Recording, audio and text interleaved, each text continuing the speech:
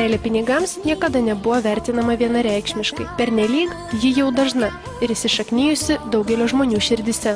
Svarbiausia yra atskirti du tokius dalykus. Vienas dalykas yra meilė pinigams, kitas dalykas yra noras gerai gyventi. Tai čia, man atrodo, nuo antikos laikų ir turbūt dar nuo anksčiau yra besitęsianti diskusija, kas yra geras gyvenimas.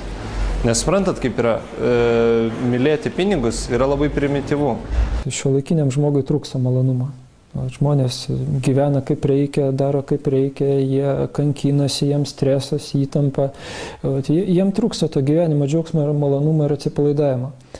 Pinigai, jie paprasčiausias būdas, kaip galima suteikti savo malonumą, nusipirkti. Pinigai tampa pagrindiniu gyvenimo tikslu. Apie jos rašomos knygos, kuriami filmai ir rengiami seminarai, kaip jų daugiau užsidirbti. Žmonės tikisi, kad papildę savo sąskaitą dar 1,000 pajus vidinę pilnatvę. Noras turėti ir noras būti. Tai tikra meilė, tai yra buvimas.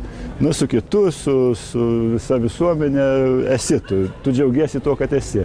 O pinigai tai yra turėjimas. Reiškia, tu turi pinigų, tu gali pirkti tada, gali meilę pirkti. Meilė pinigam tai yra šiek tiek iškrypusi ta tikroji meilė žmonėms.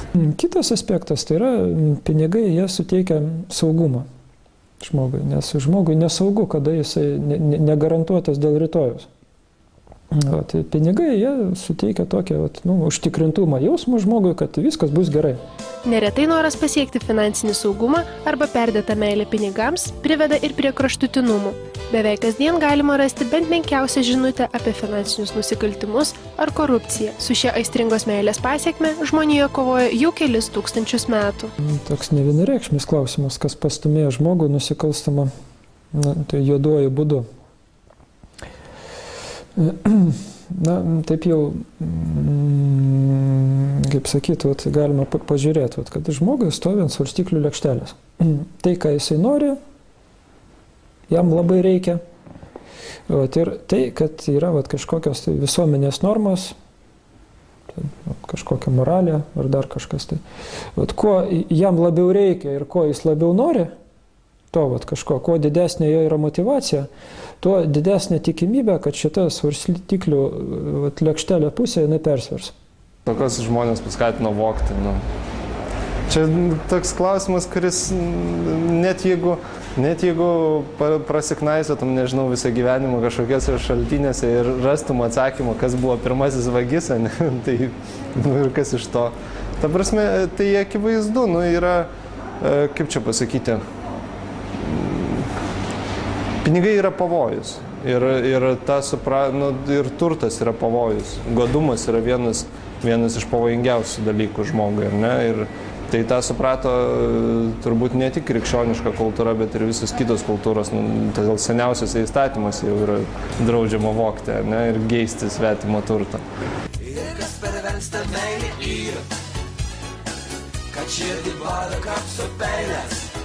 Ne ką mažesnė reikšmė lietuviams turi ir nauja silpnybė – meilė viešumui. Apie jos rašo žurnaluose, jie lankosi renginiuose ir apie jų gyvenimą žinome beveik viską. Vienas tokiu būdu išgarsėjusių žmonių – stilistas Mantas Petruškevičius. Dabar tvirtina tokios stiprios meilės nebejaučias. Viešumas Lietuvoje, aš nepasakyčiau, kad čia yra labai kažkoks didelis pasiekimas arba jį labai sunku pasiekti. Pas mus Lietuvoje viskas yra labai sumenkinama ir tampa nereikšmingais dalykais daugeliui. Galbūt kokiai nors mergužėliai tik pradėjusiai arba siekti to viešumo, gal jai kažkoks yra ypatingas tai dalykas, bet kitiems, kurie tame jau yra ir gyvena, tai gal jiems nepasakyčiau, kad jau labai dideli yra pliusai dėl to, kad jie yra Lietuvoje vieši.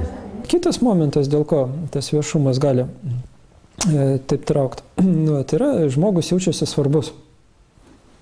Jis kaip ir tokį pakelia savo savivertę savo akyse, nes rašo tai apie svarbius žmonės, nusipelnusius žmonės. Tai kaip yra priklausomybė nuo valdžios, nuo galios, taip yra priklausomybė ir nuo to viešumo. Žmonės įpranta, irgi dažniausiai tie, kurie yra arba valdžioje, arba kažkokiam šou versle, jie įpranta prie viešumos ir tai irgi tampa tam tikrų narkotikų ir meilės pakaitalu. Tačiau už viešumą, kaip ir už daugelį dalykų šioje visuomenėje, tenka mokėti kartais tikrai nemenką kainą arba tiesiog tapti tuo, kuo tu nesi. Ir dažnai pakenkia viešumo žmogui. Nes tai yra atvirkštinė ta pusė, kaip ir kaina ta, kurią žmogus moka už tą tokį visų dėmesį, pagarbą ir kažkokį svarbumą. Tai yra tai, kad jisai praranda asmeninį gyvenimą, tai yra tai, kad kapstamosi jo nuodėmėse, jo trūkumuose, jo kažką, tai ką jisai negerai padaręs. Ir visi nagrinėja pakulelį ir tai, aišku, nemalonu darosi žmogui. Seimo narys Saulius Toma savo kailiu pajuto, ką reiškia atsidurti dėmesio centre. Parlamentaras pateko į skandalą, sugebėjęs vienu metu suderinti visas 4 meilės – meilę valdžiai, pinigams, žaliakiai žurnalistai ir viešumui.